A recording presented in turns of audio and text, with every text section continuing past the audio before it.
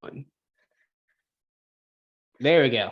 Hello, everybody. Welcome to the first Gateway API Gamma meeting. This is a very exciting thing to be able to spend some time talking about Gateway API for service mesh use cases. And I've seen lots of conversation happen out in the community about this topic. And so through some conversations with the Gateway API leads, we've kind of started this group to see if this is an effective way to get some of this work done. So really excited to kind of start this journey. I'm going to go ahead and start sharing my screen to share our agenda for today. Can everyone see my screen? All right, awesome. And it is really tiny though, so if you can zoom in or make it less wide, that would be a win for me at least. Yes, I will do that. I'm on my monitor. Oh, much better. There we go. All right, appreciate that. So we're gonna actually hop right into our agenda. I've prepared a slide deck that I'm just gonna kind of go through real informally here to talk at a high level about what Gamma is, and we can interactively talk about goals and things like that. And then I'll turn it over to John to talk about the exploration document, and we'll hop in there. So gonna first start, we've been using this acronym and this term, the Gamma Initiative of Gateway API. And what is that? It's a backronym for Gateway API for Mesh Management and Administration. And only thing you need to know about it, it's Gateway API for Service Mesh use cases.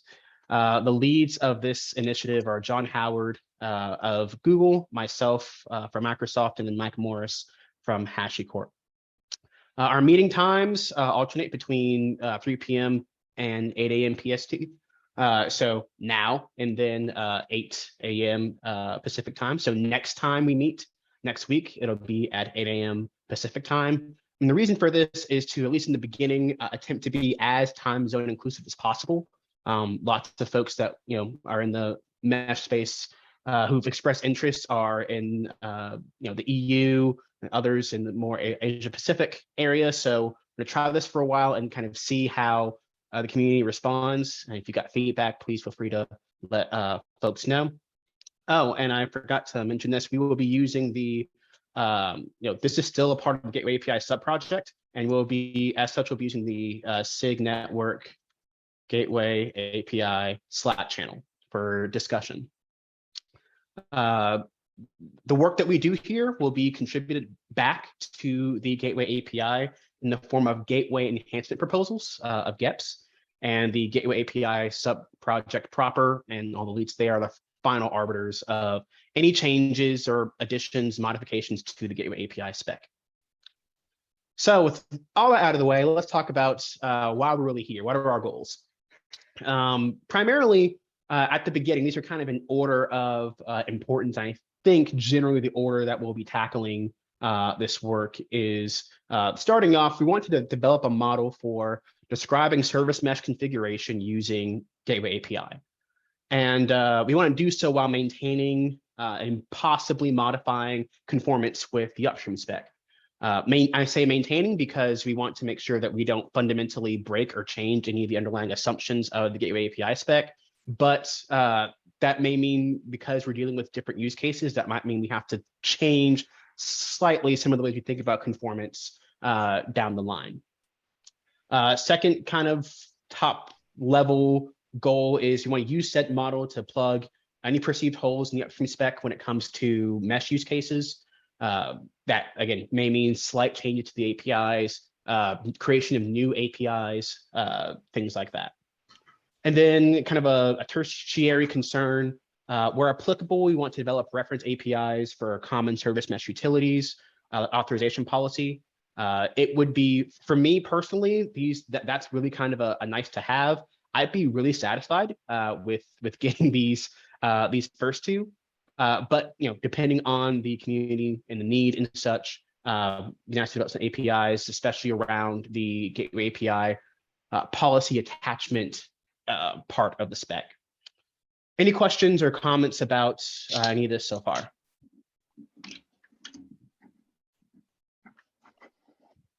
Okay, moving on. So we are here at the beginning, right? This is kind of starting with a set of an API that already exists with a lot of implementations that are already out there. And we're trying to develop a model for thinking about service meshes in this area. So where do we start with trying to accomplish this goal?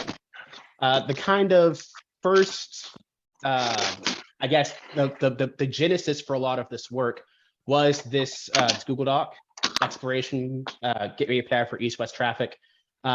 John's done a great job of refactoring some of this, so it's a bit more digestible. If you want to see kind of the old design section, it's still present.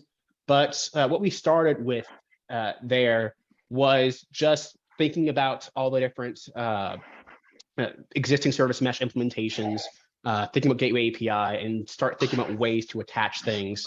When I wrote this, there were 5 options. I'm not completely sure if that's still the case with the current refactor, but I'm sure John will talk about that as we go through the doc. Some things to keep in mind when evaluating these options in general is underlying cohesiveness with the spec, various edge cases like out of cluster services like VMs. That's a primary concern for a lot of meshes, and as well as multi-cluster services. So John, did I see a hand? Okay, never mind. Yeah, I took it away, but I'll just say no, actually. One thing I was going to say is also remember that we're not trying to solve everything right now. Mesh is a big area.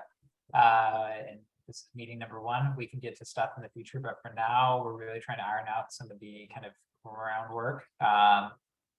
And we also, even within that, we don't necessarily need to solve anything or everything, rather. You know, we can have areas that are implementation specific. We can have areas that are left to, vendor specific APIs. You know, we want to reduce that as we move on, I think, but we have to make some progress now, and then we can kind of start refining things later. I just don't want to avoid we're like having to boil the whole ocean to make any progress here. So I wanted to point that out. Absolutely, big +1 to that, and we'll get to some of the specifics of that here in the initial scope slide, and hopefully get into more discussion there at that point as well. And so direct next steps on how to start attacking some of this. It's time to have conversation. So far, at least my experience on the original version of the exploration doc is that comments on Google Docs aren't the most amazing for having in-depth technical discussion. And so the Gateway API project from what I've experienced, had some pretty good success with using GitHub issues and GitHub discussions. I'd love to see us extract some of the conversations that we have in this exploration document into that venue. And I think it'll be better for folks overall as a medium for that conversation. So speaking of issues and discussions, let's first align on some goals as far as initial scope. And this is where I'm gonna stop talking so much and at a high level turn it over to the rest of y'all. When it comes to what we're trying to do, I think scope is very important. As John said, we don't want to boil the whole ocean. So I took a stab at kind of an initial set of scoping constraints, and if your use cases are presented here, that's, I think, a really good use case to either make a comment on the doc, create a GitHub issue, or a comment on when an issue is created, and things like that. So starting off, we want to support the following kinds of backends. Well, before I get too far, go ahead, Nick. I see your hand. Oh, sorry, my hand up was for like, once you finish your thing, I think. Oh, okay. I wanted to say, but finish your thing, and then I'll jump back in. Sure. All right. So as far as scoping, we want to make sure we know what kind of backends we're supporting, and by backends, I mean anything that's kind of downstream from a route. So cluster IP services, kind of the big ones, the base case, if you were. Headless services have for meshes, because it's service to service, there's typically more interaction there, and so we want to consider, for a first pass, that's something we want to dig into. As far as after backend support, or in addition to backend support, we want to think about X route adoption for traffic routing. So HTTP route's a big one, and that feels like table stakes as far as developing a model for mesh, and then decide, to what degree do you want to support TCP route, TLS route, UDP route. For a lot of implementations, you're going to be limited by your proxy. And so, figuring out to what degree and kind of in what order of importance you want to tackle some of these X routes, the types of routes that exist in the spec. Additionally, auth-NZ, that's another pretty big mesh use case. So service authorization policy, as well as identity via authentication, JWT kinds of things. To what degree do we want to support that based on use cases? And then a big one that I think has the potential to be very powerful is gateway integration. So when it comes to multi-network east-west gateways, which is a very common thing in service mesh world, egress gateways, possibly modeling the sidecar as a gateway, and how does that, within the gateway API, how does that communication happen? This one's the most nebulous as far as the initial scope, but I'm hoping it sparks a good bit of discussion. So that's my scoping starter kit. Nick, go ahead. Yeah. So thanks, Keith. I think that's a really awesome intro. Well done.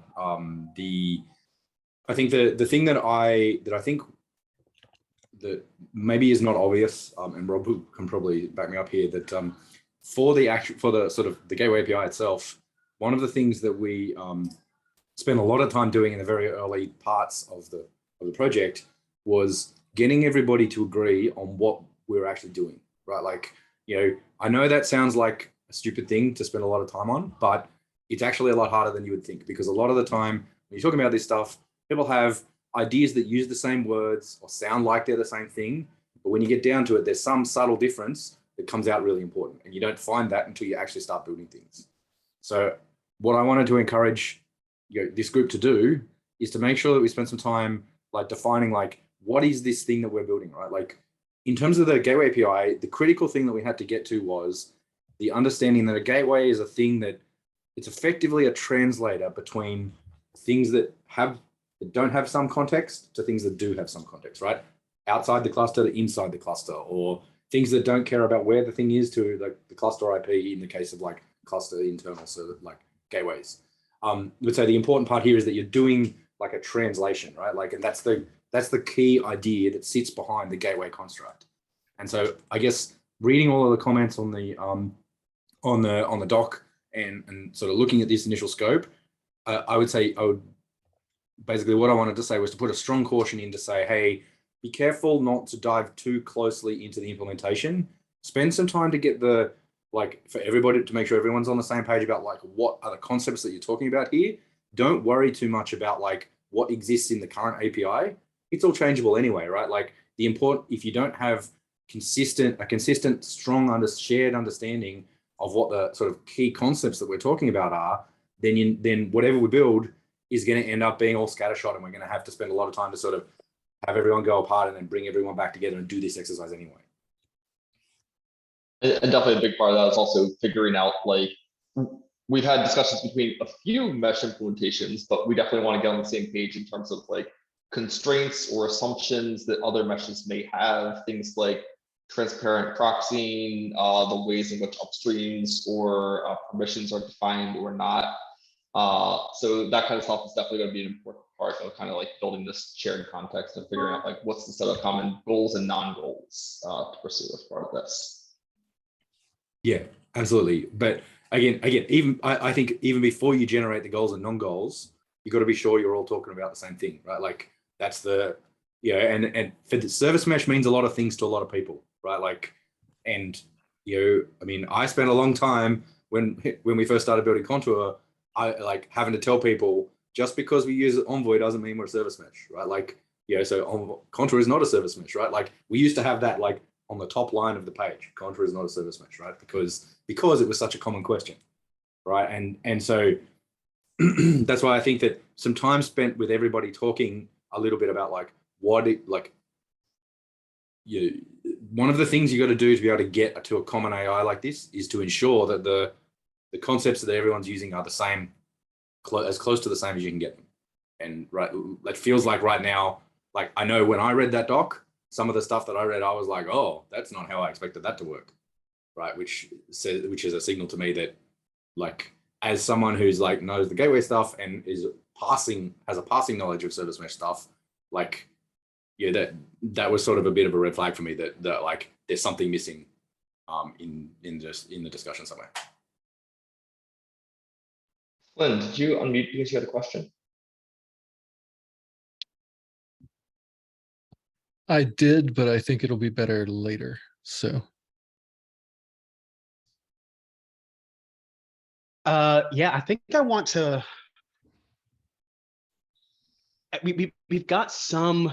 So in the exploration doc, we've started going down that path. I think, John, you had a section around defining different kinds of proxies. I wonder if it isn't useful to take that a step forward and start defining, okay, what is a mesh? What are the roles of a mesh?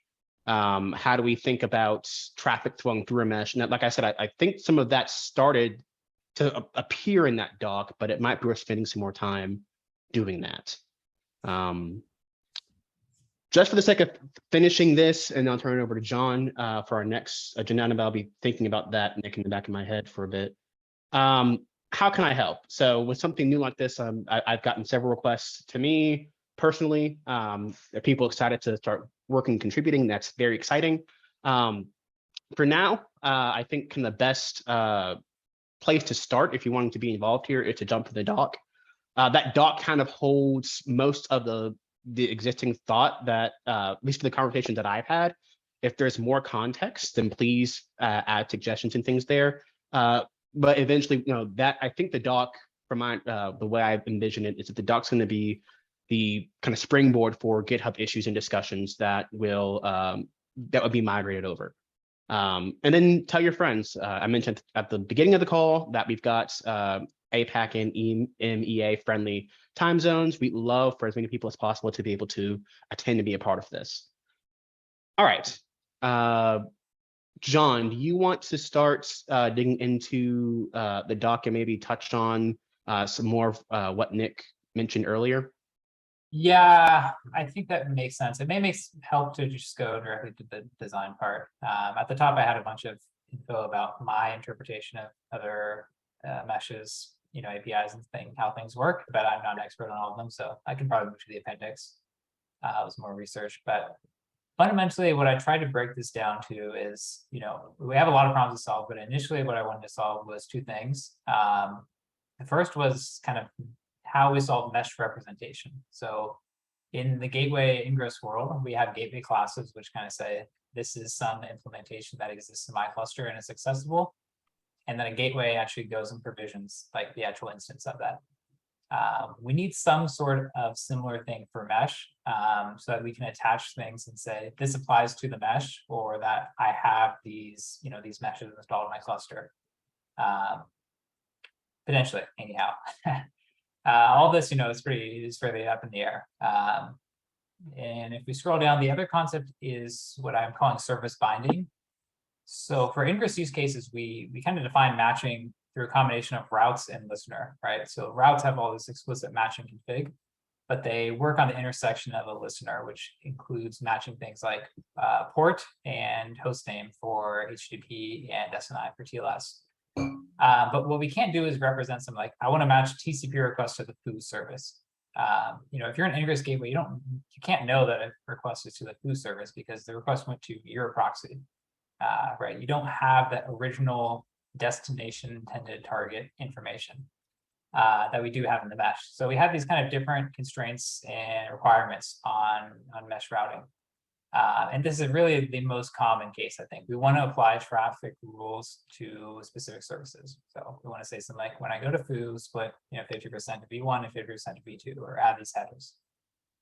So the way that I've been seeing that was very common was kind of associating routes with services, which is what I'm calling service binding here. So those are kind of the two core constructs that I focused on defining. There's a bit more API discussion I did after this in the doc as well, but I think that if we go there, we're going to overwhelm. So I wanted to stay up at this level first, at least for now. So is there any, I'll pause for questions. Costin. Yeah, I think before we start with how to represent meshes, we need to answer the question about, is it a mesh or there are multiple meshes? And if there are two meshes, does it mean that they are completely separate, or does it mean that it's just two implementation talking together? That's because after we answer this question, a lot of stuff will flow and it'll be much easier. Yeah, that's a good point. So one thing I've been trying to avoid in this is focusing on anything other than routing. So, can they talk to each other would probably be something like, do they speak with the same root certificate or even use MTLS or some other encryption mechanism, right? Or do they have, firewalls blocking them? Yes, so that's the important part. Yeah, so far I've been kind of leaving that as outside of scope for the Gateway API for now. I mean, we can, I think there's a lot of things we will revisit, but right now I'm focusing purely on how to configure routing. The other part I think you said was if there's multiple meshes. I think the mesh representation possibly will answer that. Maybe. Does that answer your question to some extent? If security is part of the mesh, then two pods talking with each other is critical, and that's where, if we agree that there is a single mesh, a single implementation per cluster, some things become simpler and others become complicated. But if we assume that there are multiple meshes, then we need to take into account how they cross communicate with each other. So it cannot be just ignore the problem that one is using a certificate, the other one is using another root certificate, and they cannot talk. Yeah, I mean, I think it's a problem we will need to solve. I don't know that's a problem we need to solve right now. If you consider just non-mesh case, a gateway may have a network policy blocking access to a service that they reference. It won't work, and that's not a huge problem in the API. I do agree, like that is the type of things that we should be looking at, but I don't know that it's the first thing. You could say the same about telemetry, authorization policy, so many other topics. I don't want to kind of rabbit hole down every path at once. I'd be happy if someone went and worked on this in parallel, but I don't want to avoid trying to solve everything at once.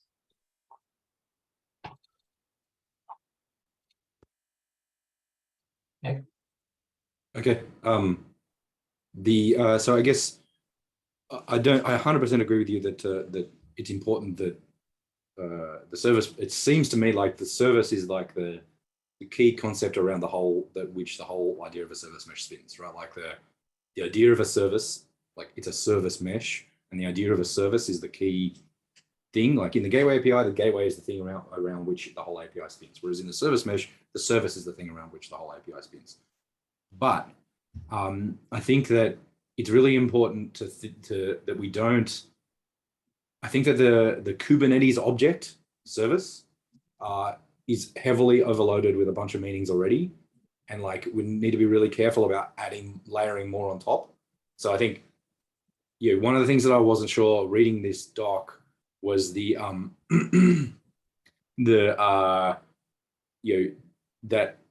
service capital S in my mind refers to the object, the resource, like the Kubernetes resource service.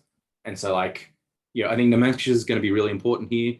Like I think there's a big distinction between a service mesh service and a Kubernetes service, and we need to be really careful to preserve that.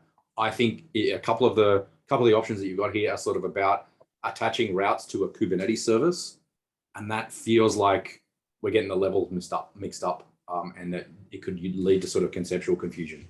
And that's one of the biggest things I was worried about reading this doc. Yeah, I definitely agree. So when I'm saying like service in here, and I tried to be consistent with, I should probably not just capitalization, but like code font or something about service versus capital S service.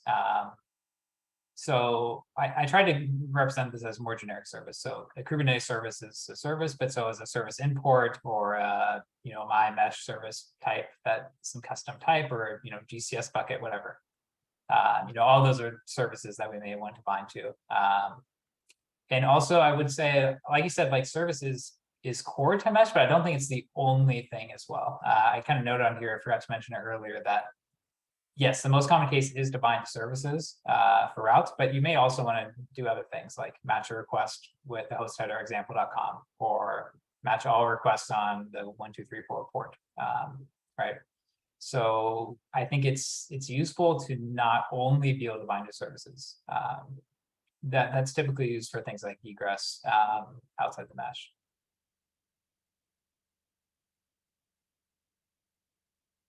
Yeah, thanks, man. I think, I just wanted to make sure I sort of had raised that.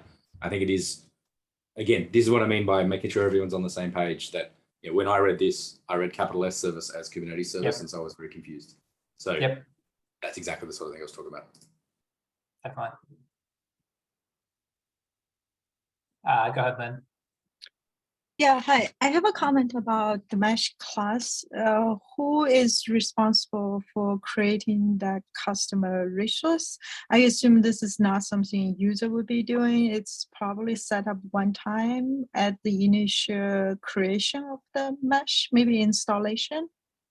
And is this like one per Kubernetes cluster, or are we envision this could be multiple per namespaces? Well, if user choose to set up multiple meshes in the cluster, like can Cilium or Istio, coexist or console when they choose to implement this? Yeah, I think you may have jumped a bit ahead, but that's fine. So how I envisioned mesh class working is the same as gateway class and ingress class, and that typically when you install your mesh implementation, which for example could be helm install cool mesh, that would automatically register the mesh class. Users, I don't think there's many implementations of gateway class or ingress class, which this is largely copied from, that a user is actually creating them. They may modify them to add parameters. But it would probably make sense to first talk about the option that's introducing mesh class then. Yeah, sorry, I didn't have time to read your document. I didn't mean to jump ahead. I only had time to read up until the scenarios. Yeah.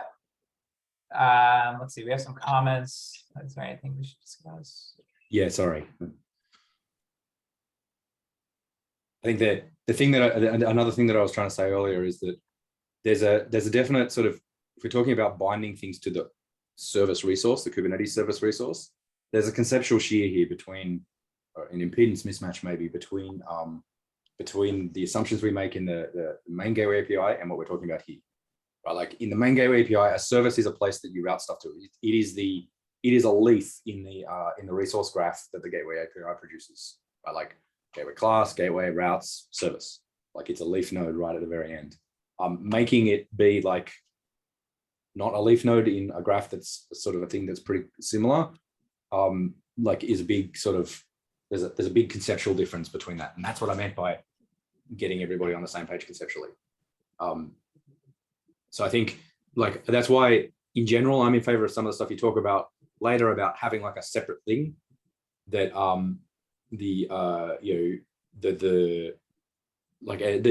what we're talking about with mesh is a different enough use case to what we're talking about with the gateway, that like the constructs are similar but not the same. And so like for things that are similar but not the same, having them have the same name or use the same resource like is a path to things being really confusing, right? Like it's better to, like I don't like having lots of resources. Like having more resources is in general bad and a bad smell, but having things that have the same name do different things is even worse.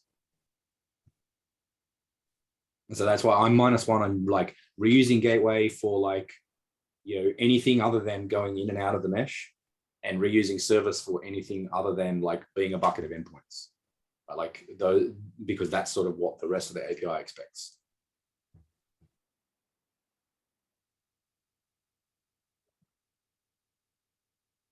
Got it. That makes sense. I guess I feel like I kind of stomped in and been like, you know, I don't want to be, you're all doing it wrong, you know, but like, I'm also worried that we're going to end up like, end up spinning wheels for a year like we did, arguing about terms, and like learn from our mistakes, right? Like, Rob, maybe you agree there that, yeah, like we spent a long time sort of arguing about what was the fundamental thing we should spin the API around. And it took us a long time to get to Gateway API.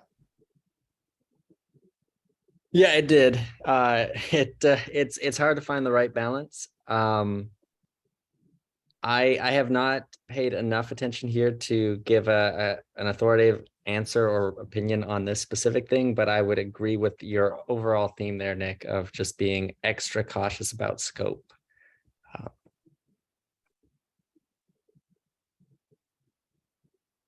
Glenn, did you go off mute there for a second? Do you have something you want to say? I think I agree with the idea of not binding things directly to services. And earlier I was hearing something that I think sounded a lot to me like the idea that some of the meshes are using the service as the thing that they are making routing decisions based on, which feels like layer skew to me. So I wanted to see if I really understood that correctly. Howard, I think you were the one who was saying that. Did you mean the, you know, a DNS host name? Did you mean a name of a service? Did you mean, what did you mean there? I want to understand that to make sure I'm not mishearing what you seem to be getting at there. Louis, did you want to respond to that or after I respond? Yeah, I mean, hopefully people can hear me. I mean, service is two things in Kubernetes, not just one, right? One, it's an addressable name, and the other is it's a bag of endpoints. Most of the time on the consumer side, when people think about policies, right, like I'm talking to named thing, a DNS host name, which is what service mostly provisions. I mean, that and a VIP. Right, they want policies that apply to that conversation that they have. Right, and that's the, like, you know, there's only a few things I really talk to, right? I talk to bare IPs, I talk to VIPs, right, or I talk to names, right? Via some Sorry, other. Louis, which I are you there?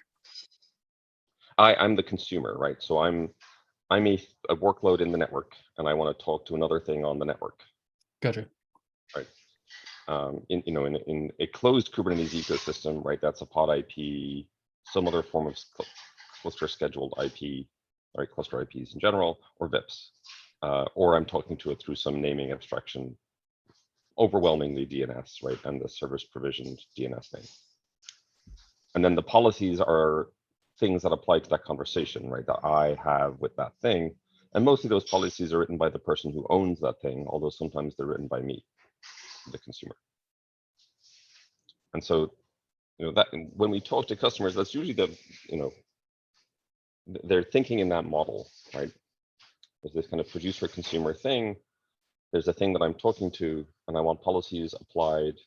Either the owner of the thing wants policies applied, usually the most common case, or the consumer of the thing wants policies applied, the least common case, actually. And that's simply because producers care more about their stuff than consumers do in the tuple case. So that's why usually, right, that's roughly what we mean when we talk about attachment, right? It's attachment, policy attachment to the thing being talked to, right? And mostly by the person who owns the thing being talked to, right? That's certainly the most common case. And so therefore in Kubernetes, the thing that's most commonly talked to is service, right? Because Kubernetes has made that the thing that people talk to, right? Like stateful sets aside and some other stuff, but you know, that's the most common. And so that's the mental model that users generally have is I want policy on inbound into the thing that I own and is being talked to, or between a tuple set, right, between the consumer and producer pair. And so then the question becomes how to represent that in an API form without introducing too much abstraction, right? So we don't lose immediacy, right? Because otherwise, right, things get really quite confusing. Right, so there's this, right, and Nick, you referred to the Gateway API, right, which state service is the leaf of the reference graph. right? Because it's both a bag of endpoints and also because it's a named thing that's being referenced in that form, right? So there's naming agreement. I don't think there's necessarily any, well, so some of the models that John discussed, right, describe policy attachment by reference to service, right? I think, John, is that a fair way to describe it? In that case, the service is still the leaf of the graph, right? But the consumer may be anything, or the consumer may be just one thing, right? And in the most common case, it's anything, right? Because the policy was written by the person who also owned the service. But the service is still the leaf of the graph, at least in traffic routing cases.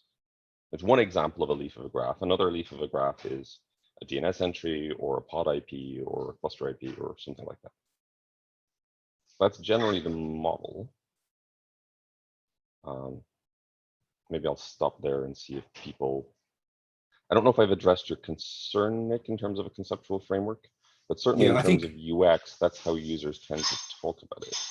I think that's what you said is really useful. I think that the big thing I took out of there was the thing that you said to start with, that you know, that service is both a bag of endpoints and a name or an identity, right? Like, you know, I mean, I'm using the word identity there cautiously because I know that kind of also implies in service mesh world, like key pairs and a bunch of other shenanigans. Yeah. I like, yeah, but the I think, you know, I think that's still a pretty good way to think about it. You know, the services are a name or an identity that you want to use to be able to talk about services. Both, yeah, as an owner of a service, you want to be able to say, hey, you know, my service has these properties or is accessed in these ways or has these policies or something like that. And then, as you say, like as a consumer, you want to be able to do the pairwise policy definition. And then a lot of the other things that you get out of a service mesh, telemetry, you know, like security and stuff like that, flow from the fact that the service has an identity that you can then use to anchor those things. So yeah, I completely agree. I think that's exactly the sort of conversation I kind of wanted to hear. Like that you know, like that what's the, you know, the service has an identity and the key part that you want to add like routing and sort of other policy information to is the identity. And the exact resource you use for the identity is probably not as important as the fact that you want to like take actions based on that identity. And so I think I guess, yeah, as I said, like, I just want to make sure that we're being clear about the things that we're talking about, and that spending a little bit of time talking about this stuff, I think is valuable because now everyone on this call has heard us have this discussion and knows that at least some of what people are talking about when we say a service and we say binding to a service. I think what you've described with the owner of the service wanting to do things, like that sounds a lot like what we ended up building with Reference Grant.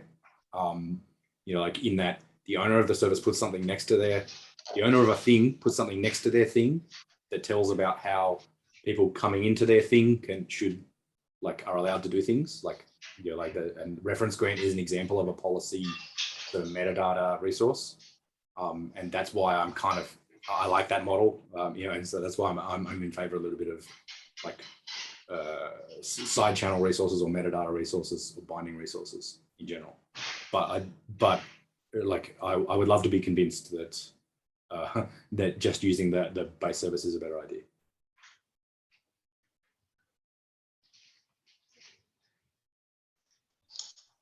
Luan, I saw you had a question chat earlier, and then also wanted to bring up the split you're talking about now between service identity versus the endpoint backends. If you wanted to chat about that briefly. Yeah, that's my understanding. You know, my interpretation of current gateway API in my use case. So in my use case, you know, I do have two different versions, you know, of a Kubernetes service, version 1, version 2, a full. I can use as a service owner, full service. I can define HTTP route full when I can define the path which can point to my backend Kubernetes services. I think it's in line with what Nick is talking about. I just want to point out that's one of my interpretation, what is the meaning of the HTTP route and my backend service. And another interpretation, my interpretation of mesh, what I mean mesh in my case, it is a gateway. I mean, you can call gateway or mesh. I mean, mesh is a collection of these HTTP routes. As a Kubernetes cluster, if I associate to a mesh, or I say I want to use this mesh, means I can discover, I can have full service, bar service. I can discover all the service for that mesh.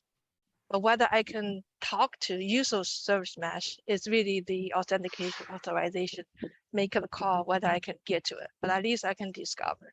That's my interpretation of the meaning of a mesh. Just want to.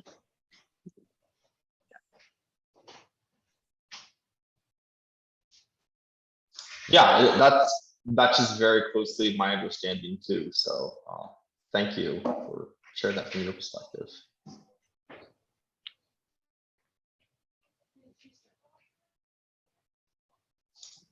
Louis, did you want to say something? Yes, but there's kind of an interesting inherent question in what was just discussed, right? There's a mesh and who gets to use it. If I'm an owner of a service, right, and I attach policies to my service, I do not want those policies bypassed, right? So whether or not a consumer is enrolled in the mesh is somewhat irrelevant to me, right? I don't want you to be able to get access to my service without abiding by those policies, right? So there's this kind of uniformity requirement in the mesh, right? If an owner of a service uses a mesh or uses mesh policies, they must be enforced, and we can put the usual admin caveats in, regardless of the consumer's desire to abide by those policies, right? So there's a requirement on symmetry, right? Consumers don't just get to opt out of what the service provider has said. Now, how that gets enforced, right? Obviously, that can become quite implementation specific, but it's an important part of the symmetry of the system, right? Because like service producers rely on the mesh to provide enforcement, and so enrollment in the mesh means effectively that the mesh has taken over the things that have had policies attached to it from a networking perspective. Right? There's no other way to get to those things other than through mechanisms controlled by the mesh. That brings in some interesting properties, right, into the design, right, because it certainly affects enrollment, right, from an infrastructural perspective.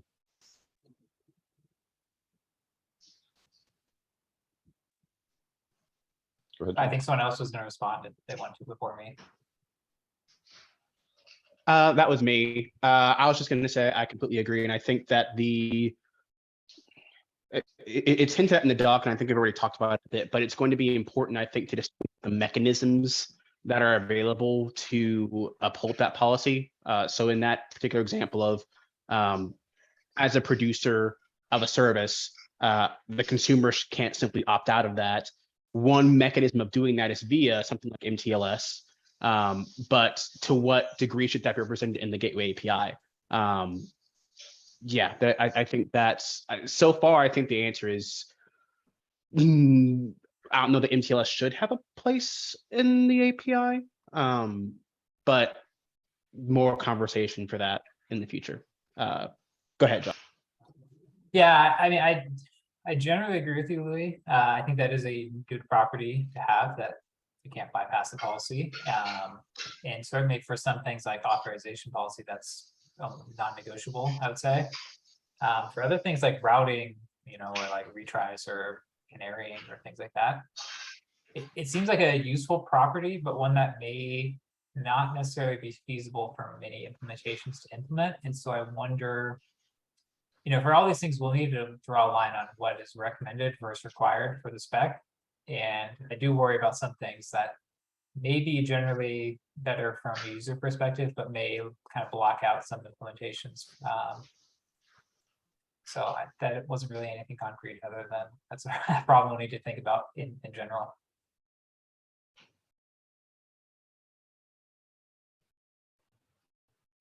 Yeah. I mean, I was mostly just making the point from a kind of API compositional standpoint, rather than like a hard security boundary or requirement standpoint. I see. If the assumption is that in most cases, right, the mesh is taking over the things that it has policies applied, that its policies are being applied to, that will probably affect a little bit how we think about composition, right? So, compared to the way Luen described it, right, which is there's a set of rules that I can choose to opt into or not opt into. I think that's not quite the case. I think it's a little bit different, right? I as an individual within a large network don't get to make the rule choices on behalf of others. So I'm not choosing which of their rules I get opt into. I may get to choose which of mine, but I don't get to choose anybody else's. And that will have an effect on what API composition look like, regardless whether there's a hard security boundary or not, which is, I agree, a more tricky thing.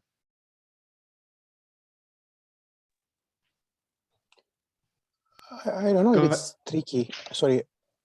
Go ahead. No, go ahead. Go ahead. I don't think it's so tricky. I mean, I think from a user perspective, if you have an RPAC security or you have a routing because your application requires service foo to be routed to bar and whatever, your application breaks if someone is not obeying. So it's true that two mesh implementation may not be able to play together, but in order for two meshes to be in the same cluster, they need to satisfy this basic requirement. I don't think we can have a viable system without this being, at least to some extent, a requirement.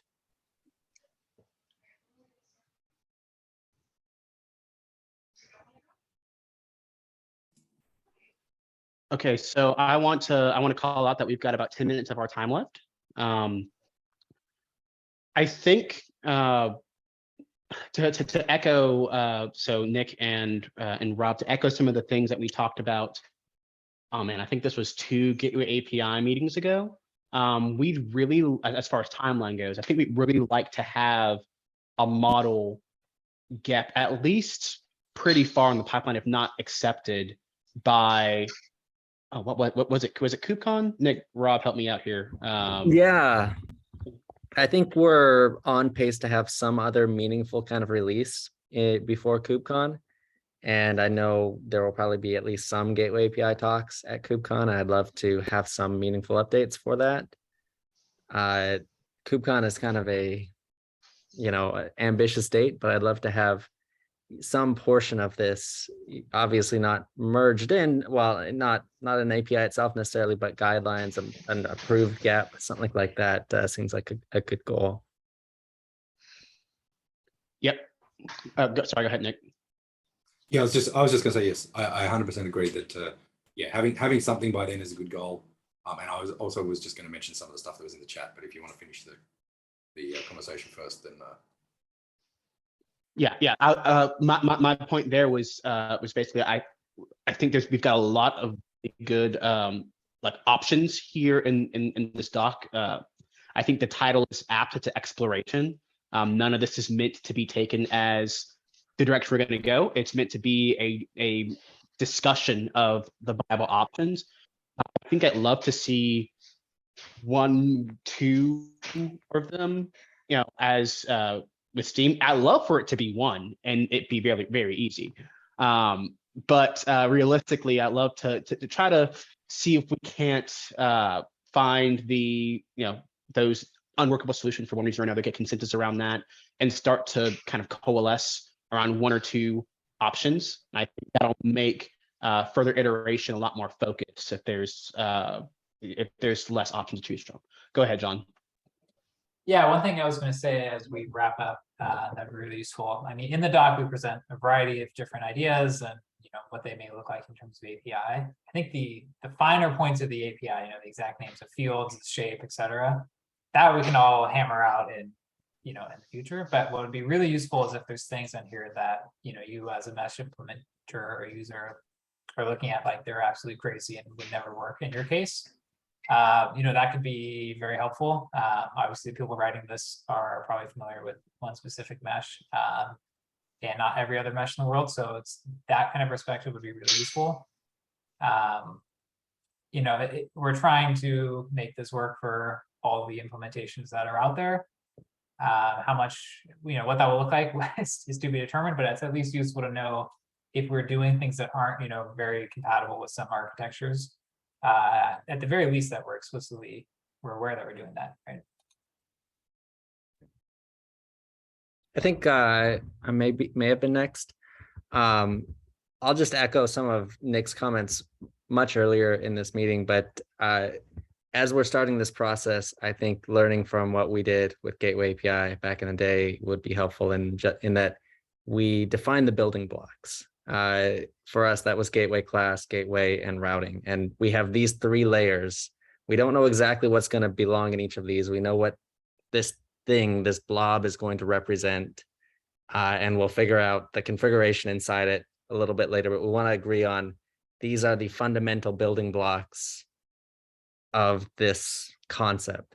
And I feel like that's probably the most important stage. And, you know, at a minimum, what I think we'd hope to have in, say, by KubeCon or something like that, that kind of understanding. But yeah, I'll pass it off to Lynn. Yeah, thank you, Rob. Sorry, just trying to get off on mute. I would also like us to kind of settle down on the initial scope. Keith, you presented the initial scope, and let's discuss. I feel like there hasn't been much discussion about the initial scope, and then we kind of jump into the design. Because I know in Istio, a lot of time we will, you know, jump into the design, and then we constant question as, you know, what is the scope? What are the scenarios that we want to solve? I think that would be, you know, good to kind of settle down first, just making sure and level set everybody on the same page of the initial scope before we dive into, you know, what's the building block? What are the APIs? It feels to me like there's a very tight feedback loop between those two things. That the scope requires the initial sort of building blocks, but the initial building blocks require the scope as well, right? So you've got to do them both at once. I 100% agree that you can't have useful discussions about the building blocks without having a very clear idea of the scope. Yeah, and I'm hoping we would have settled on the scope, and then we can decide the building blocks so that the implementation is kind of reflects of the scope, right? Just didn't want like the implementation or the design of the API actually impact our scope. If you agree, Nick. Yeah. Yeah, I totally do. But as I said, I think that there's definitely a feedback loop from the concepts to the scope as well. Like, you know, sometimes a change in the concepts can sort of change the scope a little bit. I think that it's, you know, you kind of need to do both at the same time and be often falling backwards and forwards between the two of them. Yeah, for me, as a person who is not a maintainer of a specific mesh implementation, the scope that Keith sort of put here about, like, in my mind, the scope that we're talking about is like service identity and like policies between those service identities is sort of the broadest way that I can define the scope. And then all of the things that we have here are specific implementations of like policies that you would have between services, like routing, you know, auth, telemetry, all of that good stuff, right? Like that's why I mean, like, in my mind, the fundamental thing that we're talking about here is the service identity and the policies that you attach to that service identity, whether it's the producer or the consumer or whatever. Or, you know, I think Louis' call out about how there's, you know, producer policies and then consumer policies tend to be pairwise consumer to a specific producer policies. I think those are really good points that that are useful to consider. And I think that, again, those help us, and then we can bucket the things that we have in this like initial scope discussion as things that are policies or things that are service identities or something like that. And that's what I mean by there's a really tight loop between those two things. So it's really important to have everybody write down, like, what are the things you expect out of a service mesh? That's a rough idea of what your scope is. And then you use those things to generate, like, what are the concepts that make up a service mesh, and that helps you sort of bucket those scope items, features / scope items, in scope items into like what the concepts are. But this is like I said, this sort of very early stage thing is very nebulous and very tricky, and you have to spend a lot of time doing what we're doing right now, talking in a meeting about it. You can't do it. It's very difficult to do this async. The async is like a way that you can sort of generate questions to then discuss in a meeting. And that's what I have found in the Gateway API. That's how we worked best, async. So we got about 2 minutes left in our time together. We only had 2 items on our agenda, but it was actually ambitious between the content in the agenda, but I think it was largely productive. One of the things, at least in my mind, as a goal here was to make sure that the exploration doc was accessible to folks, to be able to get their minds around some of the thought that's already happened. But we also, in having these conversations and talking about scope, we've kind of shaken out really good, solid first principles between each around service identity. What we think about conceptualize a mesh to make sure everybody's talking about the same terms. So I'll actually take that as an action item, and I'll go back and share on the agenda kind of where that discussion lives. I think Google Docs is probably the right place to start. Possibly a separate one because this exploration doc is already 32 pages long. But I will be sharing it with the community as I work on it, and hopefully get that out soon so everybody can add their thoughts. Got 30 seconds. Really appreciate everybody coming out and in this meeting. As a reminder, our next meeting will be at 8 a.m. Pacific time on next Tuesday. And for those of you who won't be able to make it, these should be uploaded to the same Gateway API YouTube playlist. So be sure to check those out. Mike or John, any last second thing before we call the meeting? Thanks everyone for joining. Thanks, everyone. Such a big turnout. +1. Plus 128 people is amazing. All right, we're right at the top of the hour, and let's start this meeting series on a good note and get out on time. Thank you everybody for showing up, and we'll hopefully see you next week.